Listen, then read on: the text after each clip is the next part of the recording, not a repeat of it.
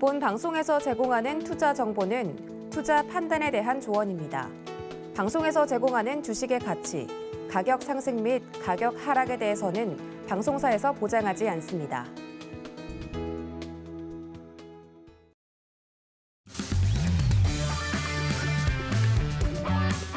안녕하세요. 해외 시장 소식을 가장 빠르게 만나보는 시간, 해외 선물 신세계 리턴즈의 손자희입니다. 네, 우리 시각 밤 10시 30분에 개장한 뉴욕 증시 하락 출발했는데요. 지금 현재 3대 지수 혼조세 보이고 있습니다. 네, 4월 내구재 수주는 예측치를 하회한 0.4%, 그리고 4월 근원 내구재 수주 역시 예측치를 하회한 0.6%로 발표가 됐습니다. 네, 26일 D-Day가 코앞으로 다가왔습니다. 한국은행의 금융통화위원회와 또 미 연준의 FOMC 의사로 공개라는 중요 발표를 앞두고 시장은 대기 모드에 들어선 상황인데요. 네, 그에 앞서서 새벽 1시경 라엘 브레이너드 부연준 부의장의 연설도 예정이 된 만큼 그 입에 시선이 쏠려 있습니다. 신세계 리턴즈에서는 또 다양한 상품들에 대한 투자 전략과 또 시장에 대한 거시적인 전망까지 모두 알려드리니까요. 이렇게 복잡한 경제 상황일 때 저희와 함께 하시면서 시장을 보는 정확한 눈 키워보시기 바라겠습니다. 그럼 오늘 함께할 마스터 화면 통해서 만나보시죠.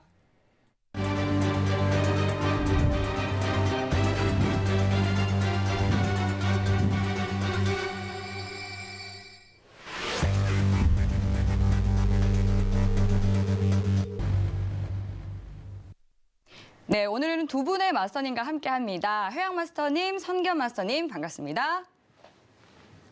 네, 먼저 회왕 마스터님부터 시청자분들께 인사 한 말씀 해주시죠. 네, 여러분 머리가 죽었네요. 살려주시죠. 네, 살리고 시작하겠습니다. 네. 네, 좋습니다. 살아났네요. 네, 인사드리겠습니다. 네. 안녕하세요. 해왕입니다, 여러분들. 시장에 대해서 좀 걱정이 많으실 거예요. 네, 오늘 앵커님께서 얘기한 것처럼 회의록도 일정도 잡혀 있고 최근에 이제 달러 값이 좀 많이 떨어졌죠. 다시 고점 대비해서 많이 하락하는데 여기에 대한 이유는 사실 ECB에서 좀 결과가 나옵니다. 오늘 ECB에 대한 어떤 통화 정책에 대해서 좀 자세하게 설명을 할 거예요. 아시겠죠? 오늘 집중하시면은 분명히 얻어갈 게 있습니다. 여러분들 1시간 동안 집중해 주시기 바랍니다. 잘 부탁드립니다. 네, 이어서 선견 선생 마스터님도 또 시청자분들께 인사 한 말씀 부탁드릴게요. 네, 시청자 여러분 안녕하십니까? 매도 요정 선견 선생입니다. 자, 시장은 지금 내일 이따 새벽이죠. FOMC 의사록도 있고 우리나라 통화정책 회의도 있습니다. 중요한 날을 일단은 좀 앞두고 있고요. 시장 혼조세를 좀 보이고 있어서 실전 매매하시는 분들 조금 혼란이 있을 수도 있습니다. 지금 미국 같은 경우에는 경기 침체가 올지 안 올지 여기에 대해서 설왕설래를 지금 계속적으로 하고 있는데요. 여기에 대해서도 한번 알아보는 시간 갖도록 하겠습니다. 잠시 후에 뵙겠습니다. 네, 오늘도 빅데이를 앞둔 만큼 시청자분들의 많은 궁금증들이 있으실 것 같습니다. 질문들은 노란톡 그리고 유튜브를 통해서 보내주시면 되는데요. 유튜브 서울경제TV 검색하시고 라이브 방송 들어오시면 됩니다. 그리고 노란톡 참여하실 수 있는 방법은요. 샵 0082번으로 해왕 또는 선견 선생이라고 적어서 문자 보내주시면 저희가 참여 가능한 방법 바로 안내해드리고 있습니다. 또 노란톡 들어오셔서 질문 보내주시면 저희가 방송 중에 실시간으로 답변 도와드리고 있으니까요. 노란톡 들어오셔서 빠르게 질문 남겨주시면 제가 여러분들의 입이 되어드리도록 하겠습니다. 네, 지금 현재 시각 오후 10시 58분 지나가고 있는데요. 먼저 오늘 이슈부터 체크해 보시죠. 나스닥은 5월 FOMC 의사록 공개를 앞두고 경기 둔화 우려가 고조되고 있습니다. 골드는 달러화 약세 속에 안전자산 선호 심리가 확대되며 매수세가 유입되고 있습니다. 오일은 헝가리 반대에도 불구하고 독일의 러시아산 원유 금수 조치가 강행되는 움직임을 보이고 있습니다. 유로FX는 ECB 총재가 금리 인상을 서두르지 않을 것이며 경기 침체 우려를 떨쳐야 한다고 말했습니다. 네, 이어서 현재 주요 상품 시세 살펴보겠습니다. 조금 전 출발한 뉴욕 증시 3대 지수 혼조세 보이고 있는데요. 그럼 상품별로 체크해 보겠습니다. 네, 나스닥 0.13% 상승한 11,788포인트 선 지나고 있습니다. 이어서 골드입니다. 0.95% 하락한 온스당 1,847달러 선 지나고 있습니다. 다음 골드입니다. 오일입니다. 0.68% 상승한 배럴당 110달러 선 지나고 있습니다.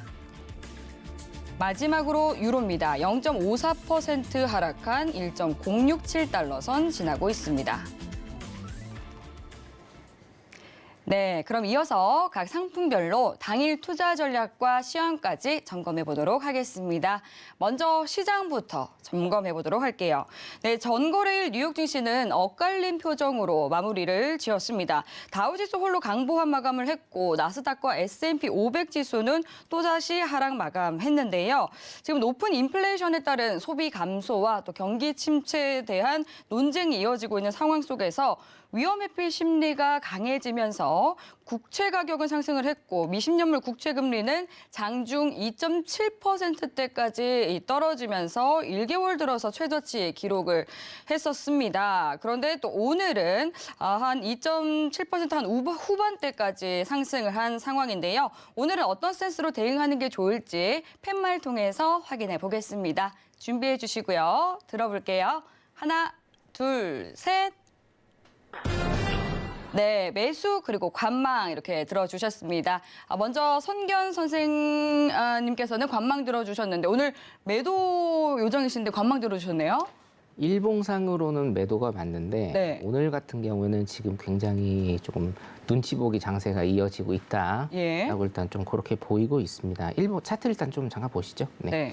차트 보시면 일주일 정도 지금 계속적으로 도지봉 나오고 그리고 음봉이 나와도 양봉으로 다 채우고 양봉이 나와도 음봉으로 다 채우는 이런 모습을 일단은 보여주고 있는데 자 일봉상 모습을 보시면 21선 아래에서 계속적으로 밑으로 빠지고 있는 이런 모습 계속 보이고 있죠. 기술적 분석으로 보셔도 일단은 큰 그림은 매도 쪽이고요. 저는 뭐 항상 매도 쪽을 말씀을 드렸었죠. 예. 네, 일단 분봉을 보시면 분봉상으로는 근원 내구재 수주가 조금 안 좋게 예상치를 하회했음에도 불구하고 일단 한번 시장은 쳐줬고요. 그 다음에 지금 뭐라고 할까요? 어떤 방향 설정이 없는 이런 모습 일단은 보이고 있다라고 생각을 하시면 될 것 같습니다. 제가 이제 관망을 든 이유는 지금 이 상황에서 어떤 포지션 매매를 하시기에는 굉장히 조금 리스크가 크다라는 말씀을 좀 드리고 싶어요. 장기적으로 보시는 분들은 매도 포지션 계속 유지를 하시는 게 맞고 단기적으로 스캘핑이나 단타 매매 하시는 우리 시청자분들께서는 오늘은 일단 관망을 하고 이따가 새벽에 나오는 거 보고 방향 설정을 하시는 게 맞을 것 같다라고 생각이 듭니다. 그래서 오늘은 미국 시장 관련해서 제가 일단 경기 침체에 관한 내용을 한번 준비를 했는데 요거는 조금 이따가 네. 다시 보도록 하겠습니다. 네, 이어서 오늘 해왕 마스터님께서는 이제 매수 들어주셨는데요. 차트 보고 자리값 한번 짚어주시죠. 네. 뭐 간단하게 조금 드릴게요, 지금. 네. 지금 자, 현재가 매수 나쁘지 않아요. 현재가요. 시장가. 네, 지금 방금 전에 이거 이탈 나오면 손절 라인은 정확히 정할 수 있거든요. 네. 지금 여러분들 차트 보면서 얘기할게요. 지금 파동이 어느 정도 잡혔는데 예. 이 구간에서 지금 지지를 받았단 말이죠. 그러면은 지금 일단은 모멘텀이 지속 상승에 대한 여부 자체가 굉장히 높게 나옵니다. 오늘 단가상으로. 그럼 손절 라인을 좀 체크를 해드리면은 자 11,750에 손절 두시고 11,900까지는 봐야 돼요. 11,900까지. 자 11,750에 손절 보고 11,900까지는 익절 보는 자리로 현재가에서 그냥 매수 대응하셔야 됩니다. 좀 이렇게 널리지가 좀 열려 있는 만큼 참고하세요. 일단은 자 시장 얘기를 좀 꺼내 보도록 하겠습니다. 예. 자 60분 봉 지금 보면서 좀 얘기를 드릴게요. 자 이거 지금 60분 봉이거든요, 여러분들. 지금 파동 다 잡혔어요. 지금 최저점이 11,500포인트죠. 여기서 이제 하락 파동으로 한번 내려오더라도 이제 박스권으로 그냥 더블 바닥 좀 지지할 가능성이 굉장히 높다고 좀 평가하는 편이에요. 더블 바닥이. 자 최근에 증시가 사실 우리가 좀 표현이 어려워요. 이걸 떨어졌다라고 하기도 애매하고. 그렇죠. 예. 그렇다고 해서 뭐 이제 오를 겁니다라고 표현하기도 시장의 불안감이 계속 조성이 돼 있거든요. 이 시청자 보시는 분들이 제일 궁금한 게 그걸 거예요. 아, 이거 증시 언제 오르나요?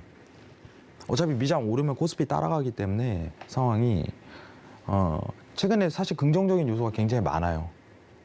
여러분들. 긍정적인 요소가. 제가 지난 시간에 좀 얘기 드렸던 게 어쨌든 물가 하락률보다 국채 하락률이 더 크면은 그때부터 증시 하락이 상승이 온다고 얘기를 드렸었죠. 근데 지금 여러분들 물가가 많이 떨어지기 시작했습니다. 근데 국채도 많이 떨어지고 있어요. 여러분들. 앵커님 시작하면서 원래 3.2%까지 갔었는데 2.7%까지 떨어졌단 말이죠, 지금. 근데 이게 단순하게 조정이 아니라 국채 금리가 계속적으로 하락 시그널이 좀 발동을 했어요. 자, 화면 보면서 좀 얘기 드릴게요. 잠시만요. 자, 우리가 지금 좀 중요한 게 뭐냐면은 제가 항상 얘기를 했던 게 지금 이 국채 금리에 대해서 많이 얘기를 했거든요. 네, 강조 많이 해주셨죠. 네.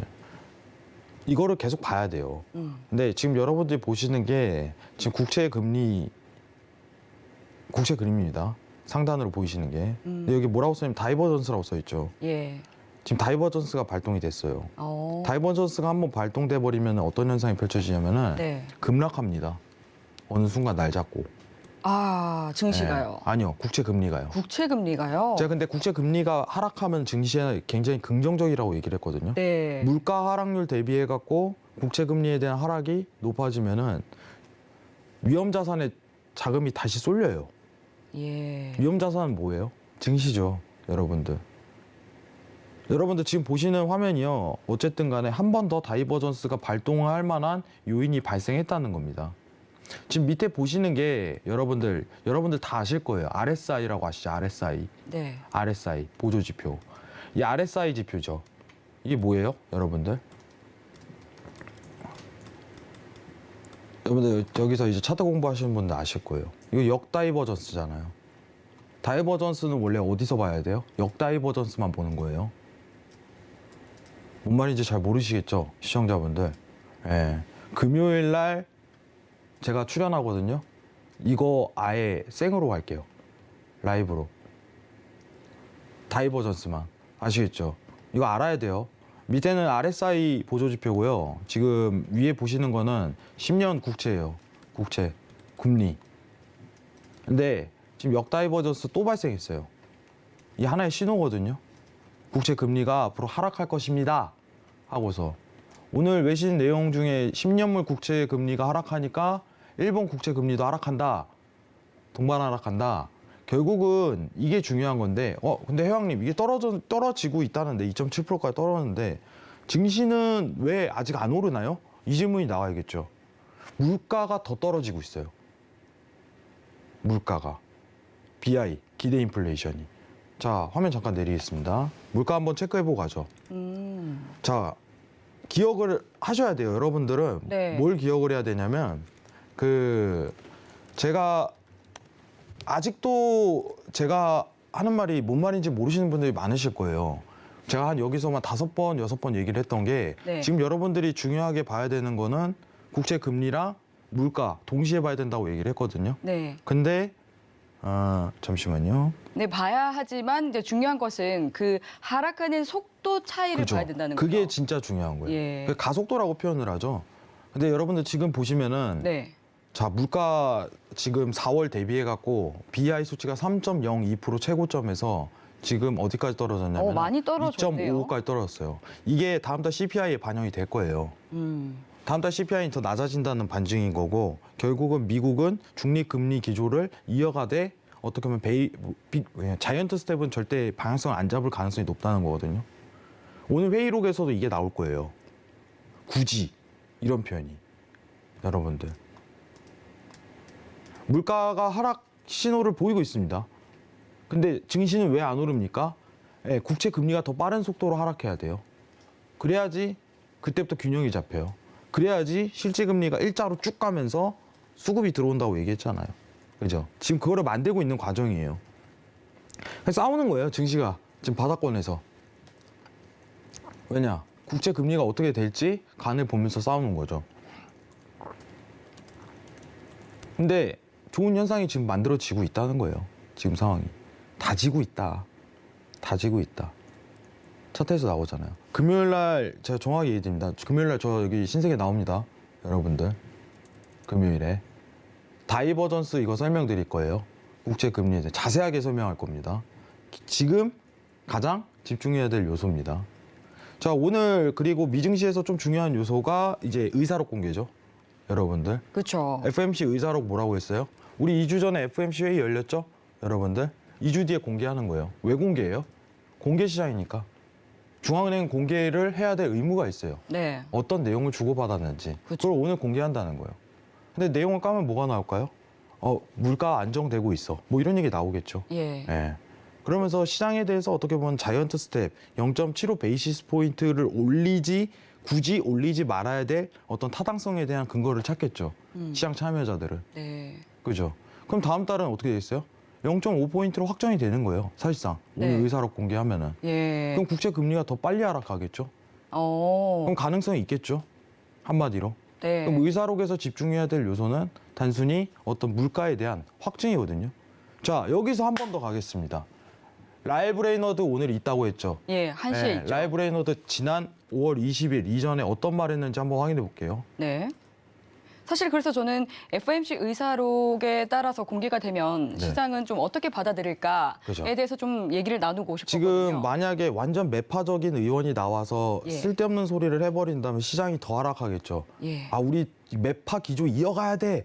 우리 금리 인상 더 해야 돼. 이러면 안 되잖아요. 네. 지금 완전히 그냥 추운데 완전 찬물 붓는 격이잖아요. 잔뜩 움츠려 있잖아요, 그쵸. 시장이. 근데 라이브 레이너드가 어떤 기조를 가지고 있는 사람이냐? 지금 또 화면 한번 보겠습니다. 네, 여기 가운데 보이시죠? 아, 네. 활짝 웃고 있습니다. 그러네요. 증시가 아주 활짝 웃을 거예요. 자, 보겠습니다. 연준 중립금리 수준까지 신속하게 움직일 것. 인플레이션은 진정될 수 있어. 물가에 대한 안정이 파월이랑 똑같아요. 파월이랑. 결국은 뭐냐? 지금 수준의 물가를 하락세를 유지하고 있으니까 좋은 현상을 유지할 거야. 지금 잘 돼가고 있어. 급할 필요 없어. 라이브 레이너는 누구예요? 원래 비둘기 기조 가진 사람이에요. 지금 비둘기 기조랑 매파 기조를 가진 사람은 둘로 나뉩니다. 75 베이시스 포인트냐, 50 베이시스 포인트냐. 다음 달 금리 인상이. 오늘은 50 베이시스 포인트를 주장하는 사람이 강하게 밀어붙일 거예요. 물가 안정되고 있어. 시장은 안심하겠죠. 여러분들. 그러면은 국채 금리가 더 하락으로 들어갈 가능성이 높다는 겁니다. 저는 아직 가능성이 있다고 생각해요. 증시가. 최근 제가 증시가 계속 보합권에서 움직이잖아요. 우리 12,500까지 갔다가 11,100, 이제 1,000포인트 내외에서 계속 보합권을 가져요. 여러분들. 근데 두 가지 신호가 있습니다. 국채 금리가 앞으로 계속 하락할 수 있는 시험이 있고. 그다음 뭐예요? 그다음 단순하잖아요. 차트에서 나옵니다. 그죠? 3파 포인트가 하단 구간에서 다 나왔다는 점. 그죠? 이제 저점에 대한 어떤 지지만 딱 버티면 돼요. 11,500포인트만. 국채 금리만 이제 하락 탁 나오면은 시장에 대한 반등 요소가 아직도 다분히 살아있다고 봅니다. 저는. 그러니까 지금 여러분들이 아셔야 되는 건 뭐냐면 여러분들이 시장을 어렵게 느끼시는 이유는 지금 이 당시 지금 시장을 보는 견해가 다 다르잖아요. 2020년도 우리가 팬데믹 터졌을 때에 대한 시장 보는 관점, 그 매크로 환경, 지금 연준이 돈을 쓰는 이유, 언제까지 쓸지 그게 붙어 있었고, 그죠? 작년부터는 이제 뭐가 나오냐면 이제 긴축에 대한 시그널이 나오면서 연준이 돈을 어떻게 쪼이는지, 금리 인상을 어떤 속도로 가고 있는지, 그럼 금리 인상을 어때 제한했는지 올해 초까지 이어졌잖아요. 그죠? 그럼 지금은 이젠 뭐예요? 중립 금리에 대한 수준을 보면서 미 국채 금리랑 물가를 비교해서 이제 실질 금리가 일자로 유지하는지 지켜보는 단계예요. 다 다르죠? 다 다르니까 경제가 오르는 거예요. 그러면은 여러분들 뭘 이해해야 될까요? 시장을 이해를 해야죠. 지금 어떤 요소에 시장의 수급이 유지되고 있는가? 정답이 없는 거예요. 시장이. 해석을 할 줄 알아야 돼요. 해석을. 지금 뭐가 어떤 중요한 요인이, 앞으로 어떤 요인이 계속적으로 따라붙어서 시장을 움직이게 만들 것인가. 그걸 예측하는 거죠. 여러분들 할 수 있습니다. 아시겠죠? 지금은 이제 바닥 구간에서 싸우는 구간이에요. 싸우는 구간. 여기서 싸워서 이겨내야겠죠. 그럼 이겨내는 요인이 뭐야? 이렇게 해석을 해야겠죠. 공부할 수 있습니다. 여러분들. 알아야 돼요. 알아야지 시장에 대응하는 능력이 생기고 시장을 읽을 줄 압니다. 이상입니다. 네, 이 추세와 또 변동을 의미한다고 볼 수 있는 다이버전스가 발동함에 따라서 국채금리가 좀 급락을 초래할 수 있다고 본다. 이렇게 전망을 해주셨습니다. 해외님께서 노란톡으로 이 관련해서 질문을 보내주셨는데 미국 채권금리 전망을 알고 싶습니다. 라고 질문 보내주셨는데 이에 대한 좀 답변이 되셨기를 바라겠습니다. 네, FOMC 이 회의록이 공개되는 것에 따른 영향도 좀 답변을 주셨는데요. 이에 대해서 선견 선생 마스터님께서는 좀 어떻게 보고 계세요? FOMC 의사록에서 일단 두 가지이죠. 예, 첫 번째 금리를 어떻게 할 것인가. 물가 얘기는 뭐 당연히 나올 것이고. 네. 그다음에 이제 QT 어떻게 할 것인가인데 첫 번째로 금리 얘기는 뭐 시장의 예상대로 0.5%를 올리는 것에 거의 뭐 저도 그렇다라고 일단 생각을 하고요. 근데 이제 7월에 사실은 7월이 제가 문제라고 조금 보는 게 뭐냐면 제가 7월에는 자이언트 스텝으로 갈 가능성이 좀 많다라고 얘기를 드리는 게 브레이너드가 아주 굉장히 활짝 웃고 있었는데 계속 웃고 있어요. 지금 문제가 그겁니다, 여러분. 항상 페드 그리고 파월은 친증시적인 얘기를 해요. 그리고 나서 어떻게 됩니까? 시장은 환호를 하죠. 그리고 그 다음 날은 그거보다 더 많이 빠지는 이런 악순환의 고리가 계속적으로 이제 연결이 되고 있는데 물가는 하락을 할 겁니다. 물가는 하락을 하는데 지금 문제는 뭐냐면 제가 이제 조금 이따가도 다시 한번 말씀을 드릴 건데 물가의 하락 속도 제가 해왕 마스터님하고 의견을 같이 합니다. 물가는 떨어지는데 저는 물가의 하락 속도가 그렇게 예상보다 크지 않으리라고 일단 봅니다. 제가 PPT를 잠깐 좀 볼까요? 이따가 말씀을 좀 드리려고 했는데 네. PPT를 보면 지금 제가 월요일 날도 말씀을 드렸어요. 월요일 날 가져온 자료를 일단은 다시 보겠습니다. 아직도 구인난에 허덕이고 있고 아직도 100% 회복이 안 된 서비스 산업이 일단은 있죠. 자, 서비스 산업은 현재 한 20% 정도 회복이 안 돼 있고 코로나가 이제 정점을 치닫고 그래도 조금 완화가 되는 이런 기조가 이어지고 있습니다. 자, 그렇게 된다고 하면 소비는 더 빠르게 오를 가능성이 있습니다. 자, 전체적인 물가가 다운된다라는 것은 그거는 기정사실인 것 같습니다. 그래서 물가가 피크아웃 됐다라는 데는 제가 이제 동의를 하고 하지만 물가의 하락폭이 제일 큰 문제입니다. 사실 지금 물가의 하락폭이 제일 큰 문제거든요. 물가의 하락폭이 크다라고 하면 페드도 어떻게 완화 조치를 조금 취할 수가 있겠고 금리 인상에 대한 속도 조절이 있을 수 있겠지만 물가가 생각만큼 그렇게 빠르게 내려오지 못한다. 이번에도 그랬잖아요. 8.1% 정도 예상을 했는데 그 반절 수준밖에 떨어지지 않았죠.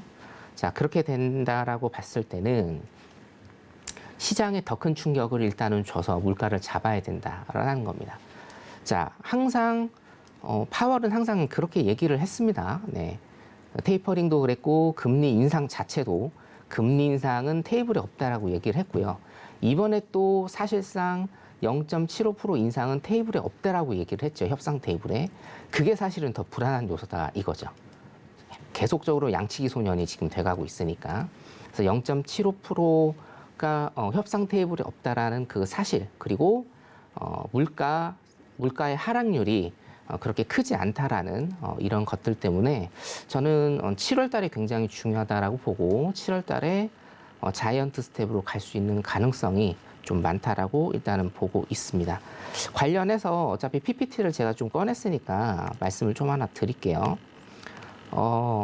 필립스 곡선 제가 정확히 자료를 찾아보니까 4월 4일에 시청자 여러분들께 이 필립스 곡선을 제가 소개를 시켜 드렸습니다.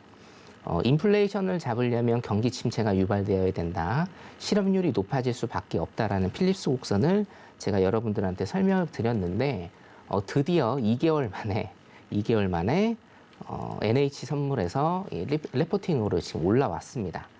자, 여기에서는 올 후반기 전망을 일단 이렇게 지금 보고 있어요. 잠깐 소개를 해드리면, 자, 회색 점을 보시면 코로나 이후로 인플레이션과 실업률에 대한 상관관계를 점으로 일단은 나타냈는데요. 자, 여기 보시면 필립스 곡선하고 거의 동일하게 지금 점들이 만들어지고 있다. 자, 그래서 이 경제학 이론이라는 게 어차피 100년, 200년 동안 계속적으로 데이터화가 되고 그 데이터를 해석한 것이기 때문에 굉장히 또 잘 맞는 그런 경향이 있습니다. 결론적으로는 일단 잘 맞는다 이렇게 보시면 되겠고, 자, 필립스 곡선이 우하향을 하는 이런 곡선이 만들어졌다. 근데 중요한 건 뭐냐면 여기에서 전망을 한 겁니다. 자, 중요한 거는 자, 현재 미국은 1번 구간입니다. 1번 구간에 진입을 했다라는 거죠. 1번 구간은 우리가 경기 침체로 가는 첫 번째 초입의 단계다. 자, 1번 구간의 기울기를 일단 보시면 기울기가 굉장히 급격하게 됩니다. 2번 구간 갈 때 기울기가 완만해지고요. 3번 구간 갈 때 기울기가 더 완만해지고 직선으로, 수평선으로 가는 이런 기울기가 일단 만들어지는데 이게 뭘 의미하냐면 자, 초입 단계라는 겁니다. 여러분들 제가 비유를 좀 하나 들어드릴게요. 자, 시험을 한 20점, 30점 맞는 학생이 60점, 70점으로 올라가는 것은 어떻죠? 굉장히 급격하게 빠른 속도로 올라갈 수가 있는데, 자, 점수를 뭐 95점, 98점 맞는 학생이 99점, 100점 맞기에는 굉장히 힘이 듭니다. 이거하고 지금 똑같습니다. 경기 침체 초입의 단계에서는 자, 보세요. 물가가 굉장히 빠른 속도로 내릴 수는 있는데 그 물가가 내리는 속도에 비해서 실업률은 어떻습니까?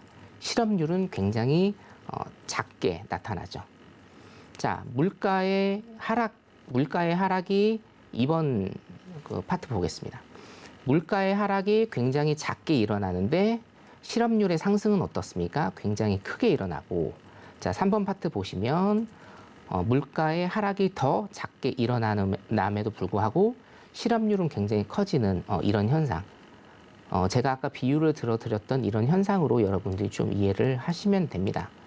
자, 여기에서도 지금 분석을 하고 있는 건 뭐냐면, 자, 2022년 후반기라고 제가 이제 좀 설명을 드릴게요. 벌써 후반기냐 하시는 분들이 있을 텐데요. 이제 곧 있으면 6월입니다. 그죠? 상반기 지금 다 지나갔고 이제는 하반기를 여러분들이 생각을 하셔야 될 때고, 자, 물가 상승률이 지금 제가 서두에도 말씀드렸다시피 생각만큼 그렇게 빨리 안 떨어진다. 자, 그런데 물가를 잡으려면 경기 침체의 속도가 빨라져야 되고, 이것을 바꿔 얘기하면 실업률 같은 경우에는 지금 실업률이 높아져야 경기 침체를 유발해서 물가가 빨리 잡힌다. 물가가 빨리 잡혀야 페드의 정책도 조금 완화가 되고 그 속도를 늦출 수 있을 건데, 지금 실업률 같은 경우에는요, 많이 이론상으로도 지금 거의 변화가 없는 상태일 수가 있다. 자, 근데 실업률이 지금 또 중요한 게 뭐냐면 여러분, 제가 여기에서도 말씀드렸다시피 실업률이 지금 3% 중반대입니다. 3% 중반대고요. 실업률은 더 떨어질 가능성이 굉장히 큽니다. 왜냐하면 분모죠. 분모가 더 커질 가능성이 있죠. 자, 코로나 팬데믹 이후로 코로나가 지금 완만해지면서, 자, 미국 같은 경우에는 지금 구인을 하는 구인율이 굉장히 높아요. 그렇기 때문에 서비스 업종에 대한 구인난이 해소가 된다고 하면 실업률을 측정하는 분모가 커지기 때문에 실업률은 더 낮아질 수가 있다는 거죠. 실업률이 낮아지게 된다고 하면, 자, 실업률이 높아야 물가가 잡히고 페드의 정책이 완화가 되는데 실업률이 오히려 더 낮아진다라고 하면 이거는 문제가 더 심각해지는 겁니다. 자, 따라서 지금 1번 초입입니다. 지금 미국은 물가 상승률과 실업률이 1번 초입에 있는 것은 맞는데 실업률이 지금 더 많이 떨어지지 않고 있는 이런 상황이기 때문에 페드의 정책은 더 긴축적이고 더 강력하게 될 수밖에 없을 것이다. 그래서 조심스럽게 저는 7월 달 정도에는 자이언트 스텝에 대한 얘기가 협상 테이블에 나올 것이고 실제로 자이언트 스텝으로 갈 수 있는 그런 확률도 높다. 거다라고 일단 그렇게 전망을 하고 있습니다. 여기까지입니다. 네. 그리고 손경 선생 마스터님께서 또 이제 시장 얘기를 해 주셨습니다. 그리고 또 이제 내일 26일이 미국뿐만 아니라 한국에서도 굉장히 중요한 이벤트가 있죠. 26일 이창용 신임 총재가 주재하는 첫 금융통화위원회 예정이 되어 있습니다. 관련해서 써니님께서 보내주신 질문이 들어와 있는데 금리 인상 이후 시장 영향이 있을까요, 없을까요? 이렇게 물어봐 주셨습니다. 두 분께서는 어떻게 생각하시는지 궁금한데요. 짧게 있을지 없을지, 있다 없다 이렇게 답변을 주시면 좋겠습니다. 성현 선생 마스터님은 있다고 보세요, 없다고 보세요? 네, 저는 당연히 있다고. 있다고 보시고요. 혜영 마스터님 어떻게 생각하세요? 없습니다. 이렇게 또 한국 시장에 대해서도 시각이 다르시네요. 그렇다면 있다 없다라고 다르게 보셨는데 혜영 마스터님께서는 없다라고 보시는 이유에 대해서 말씀을 좀 해주시죠. 예.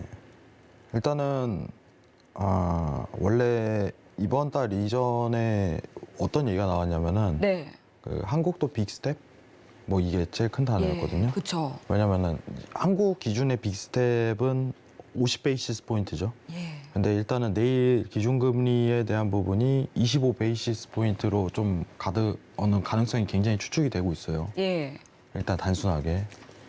근데 여러분들 이거 왜 올릴까요? 왜 올릴까요? 물가 오르니까요. 물가 오르니까.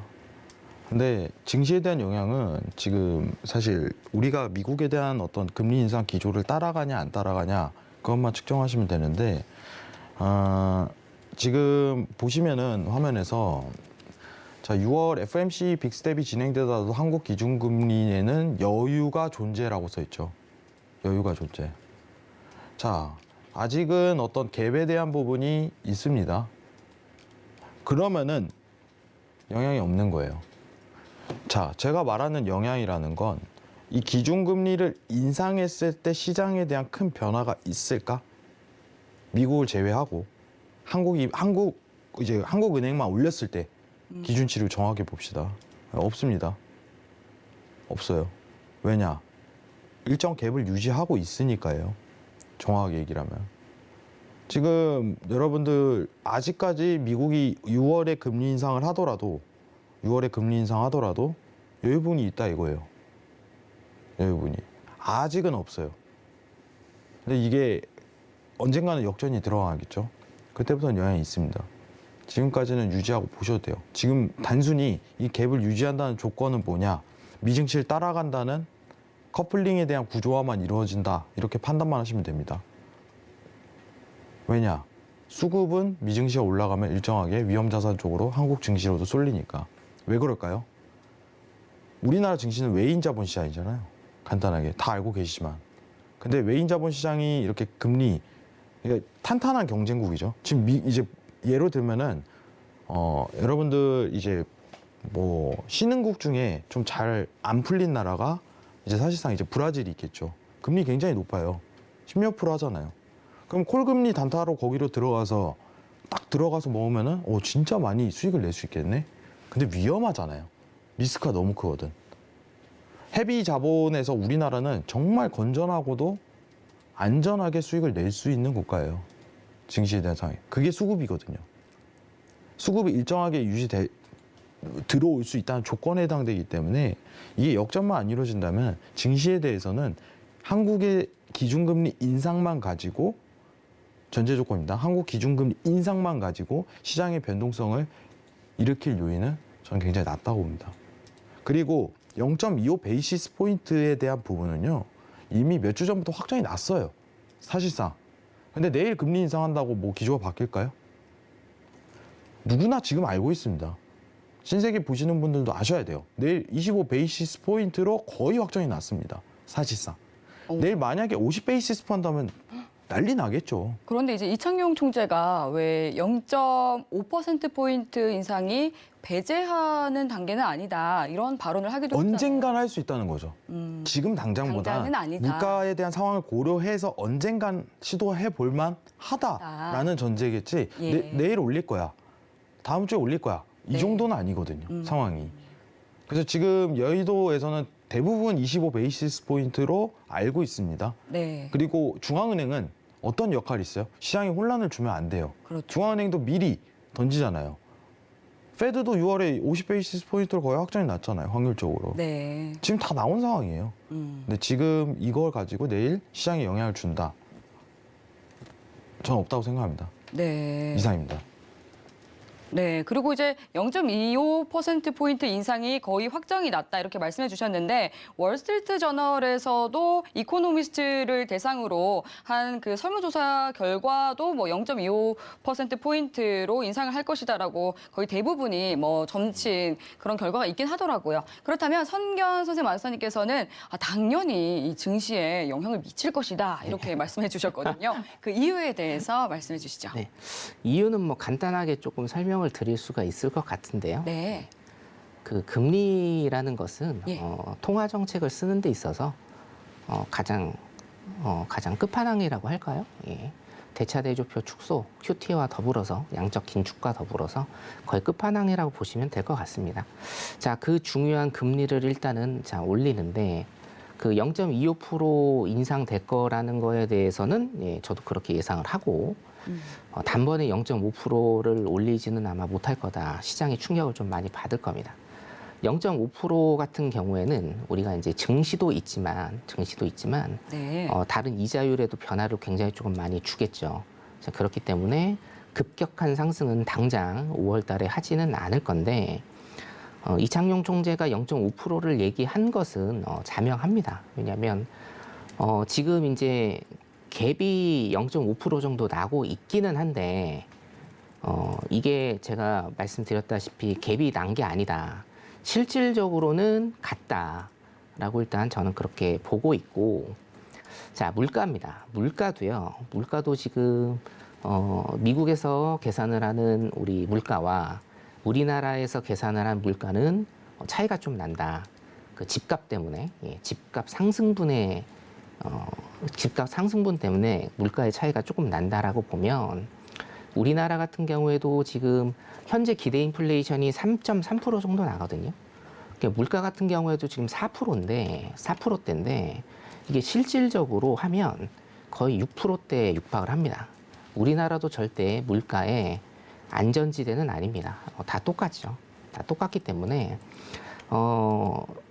이 증시에서 가장 안 좋은 요소가 우리 주식시장으로 제가 한정을 하면 주식시장에서 가장 안 좋은 요소는 아무래도 금리입니다. 예, 금리이기 때문에 거기에다 금리의 그 직접적인 연결이라기보다는 금리로 인한 평가절하, 원화의 평가절하, 환율 상승 이런 게 2차적으로 더 큰 충격이 오겠죠. 자, 그래서 제가 그 표를 하나 조금 아까 설명을 안 드린 게 있는데요. 하나만 조금 보고 넘어갈게요. 자, 미국 상황이긴 하지만 기준금리를 올릴 때, 자, 필립스 곡선을 보시면, 자, 물가를 잡기 위해서 실업률이 낮아져야 되는데, 자, 물가를 잡기 위한 실업률은 시차가 있다라고 제가 말씀을 드렸어요. 그죠? 물가가 계속 높은 상황인데 실업률이 단박에 떨어지지는 않습니다. 자, 금리 인상을 일단 보시면 금리 인상을 하고 결국은 실업률이 높아지는 실업입니다. 이건 실업이니까 낮아지는 거고요. 실업률이 높아지는 이런 현상을 금리 인상하고 여기 짙은색 보시면 금리 인상하고 실업률 높아지고 있고요. 금리 인상하고 실업률 높아지고 있는 이런 현상이 지금 벌어지고 있죠. 자, 그렇다고 보면 우리도 물가와 금리 그리고 환율에 지금 직접적으로 영향이 있기 때문에 국내 증시도 일단은 영향을 받을 것이다. 플러스 해서 오늘 일단 시장을 좀 차트를 보면 오늘 사실 2시에 제가 이제 차트를 계속 보고 있었는데 좀 깜짝 놀랐습니다. 굉장히 좀 많이 하락을 했죠. 굉장히 좀 많이 하락을 했어요. 쭉 빠졌습니다. 그리고 일봉 차트를 보셔도 지금 뭡니까? 치고 나가지를 못합니다. 자, 항상 중요한 것은 시장 참여자들이 어떤 액션을 취하느냐가 굉장히 좀 중요한데 이미 시장 참여자들은 금리 인상에 대한 공포를 우리나라의 금리 인상에 대한 공포에 일단은 떨고 있고 만약에 현실적으로 내일 0.25%가 오른다라고 하면 시장은 조금 그나마 많은 충격을 받지는 않을 거예요. 마스터님이 말씀하신 대로.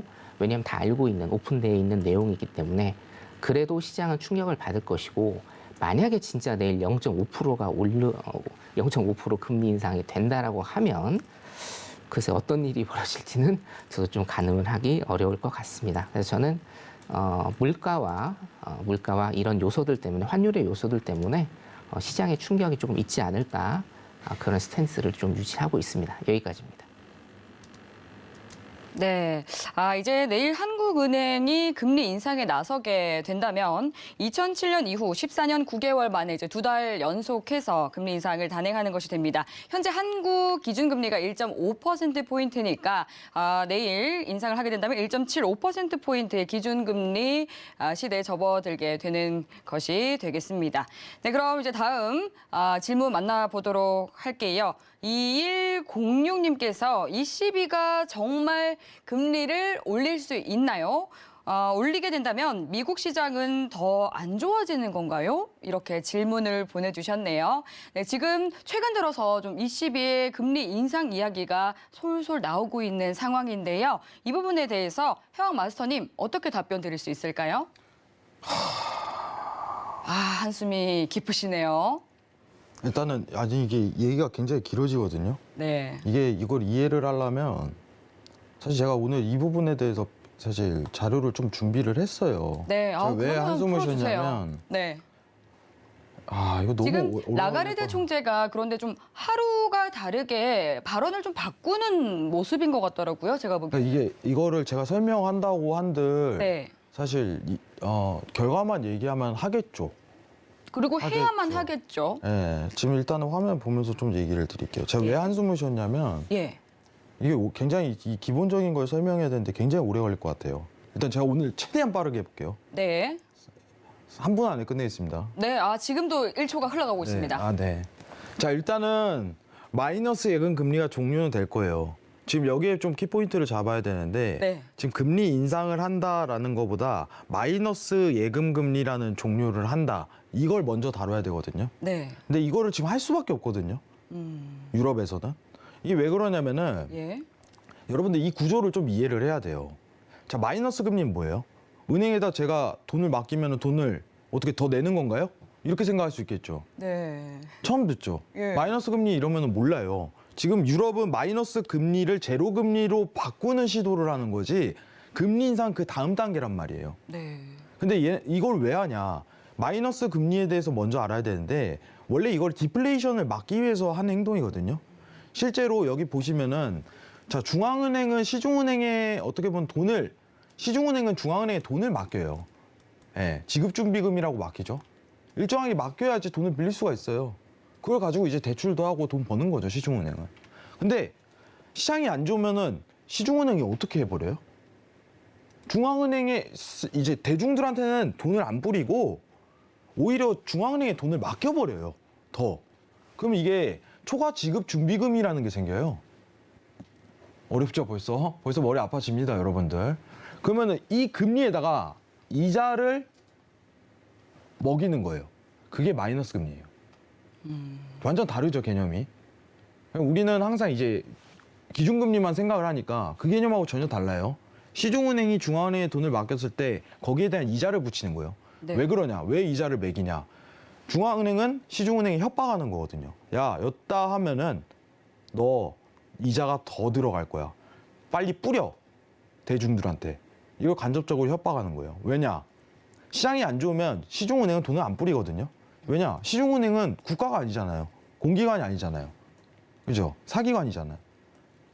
그 여기다가 이제 법제화를 시켜서 시중에 돈을 유동을 하려고 하는 거야. 근데 이게 왜예요?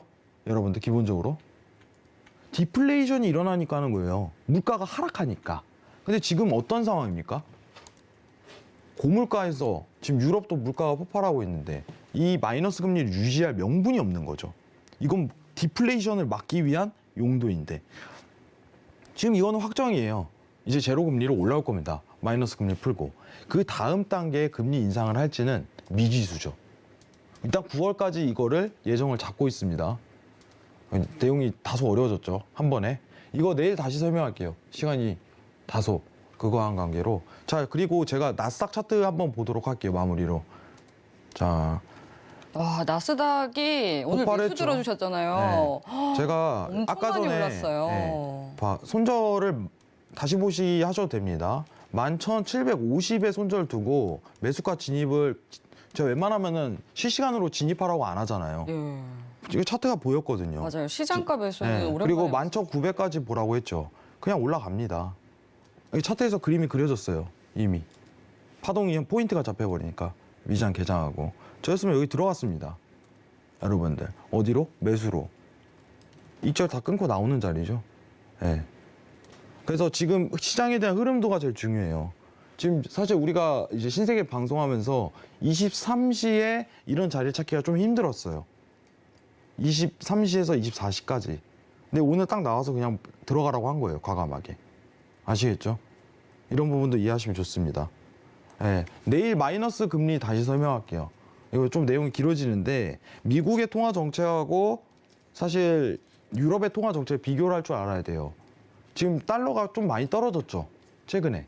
네. 유럽 때문에 떨어진 거예요, 여러분들 이거. 미국 때문에 떨어진 게 아니에요. 유럽 때문에 떨어지기 시작하는 겁니다. 내일 달러에 대해서 자세하게 한번 더 다뤄보도록 하겠습니다. 그리고 금요일도 나옵니다, 여러분들. 참고해 주세요. 이상입니다. 네. 이 마이너스 금리 그리고 또 제로 금리에 대한 이야기에 궁금했는데 또 금요일에 나와서 더 자세하게 얘기해 주신다고 하니까 또 그때 금요일도 본방사수 해 주시기 바라겠고요. 그리고 드디어 여러분 또 굉장히 반가운 소식이 있습니다. 3년이라는 긴 시간을 지나서 여러분들을 직접 만나 뵐 또 기회가 마련이 됐습니다. 6월 4일 토요일 오후 1시에 여의도에서 여러분들과 함께 또 강연회 자리가 마련이 됐는데요. 오늘 함께해 주신 해양 마스터님과 선견 선생 마스터님께서 또 강연회 자리를 마련해 주셨습니다. 두 분의 마스터님 실물로 만나뵈면 더 멋지고 또 잘생기셨으니까요. 네, 실제로 만나뵙고 싶으신 분들은 더 함께해 주시면 감사하겠습니다. 참여하고 싶다 하시는 분들 샵 0082번으로 신세계라고 적어서 문자 보내주시면 네, 되겠습니다. 그리고 또 혹시 강연에 관련해서 해주고 싶으신 말씀 있으시면 한 말씀 해주시죠. 네, 먼저 혜영 마스터님부터 한 말씀 부탁드리겠습니다. 진짜 오랜만에 합니다. 그러니까요. 저 진짜 강연을 안 하는데 이번에는 팬데믹도 좀 시즌이 있었고 네. 거의 한 4년 넘은 것 같아요. 오프라인 강연에. 근데 또 이제 성견님이랑 같이 하게 됐는데 네. 재밌을 거예요, 여러분들. 재밌을 거예요. 네, 좀 실물로 봐도 괜찮습니다. 여러분들 오세요. 아시겠죠? 여러분들 만나 뵙고 좀 진솔한 얘기, 그리고 방송에서 못다한 이야기 있잖아요. 좀 진솔하고 솔직한 얘기. 이 부분 좀 많이 다룰 거예요. 선착순입니다. 이상입니다. 네, 그리고 선견 선생 마스터님도 한 말씀 해주시죠. 네. 뭐 강연에 언제 했는지 기억도 안 날 만큼 오랜 시간이 조금 흘러서 다시 한번 뵙게 됐습니다. 그동안 방송으로만 이제 많은 말씀을 좀 드렸는데 말씀하셨듯이 제가 이번에는 기술적 분석을 아마 맡을 것 같아요. 기본적 분석은 우리 해양 마스터님께서 해주시고 제가 기술적 분석을 아마 그 파트를 맡아서 아마 여러분들 실전 매매하시는데 굉장히 도움될 만한 것들 좀 많이 준비하고 있습니다. 기대 많이 해주시고 많이 오시면 좋을 것 같습니다. 감사합니다. 네, 직접 오셔서 또 두 분의 케미 확인해 보시기 바라겠습니다. 그리고 또 해외 선물과 관련한 궁금한 사항들은 방송 이후에도 노란톡 들어오시면 질문 보내주실 수 있습니다. 샵 0082번으로 해왕 또는 선견 선생이라고 적어서 문자 보내주시면 저희가 노란톡 참여 가능한 방법 바로 안내 도와드리도록 하겠습니다.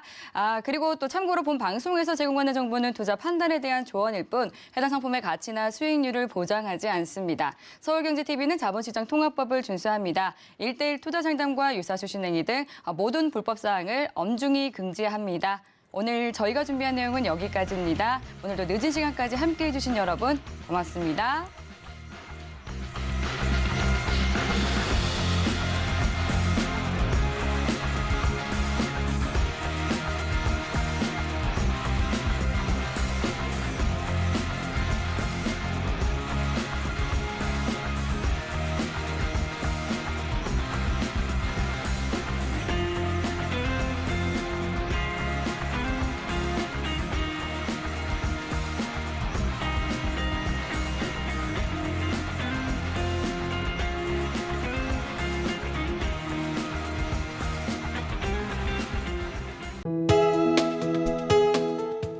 방송에서 제공하는 투자 정보는 투자 판단에 대한 조언입니다.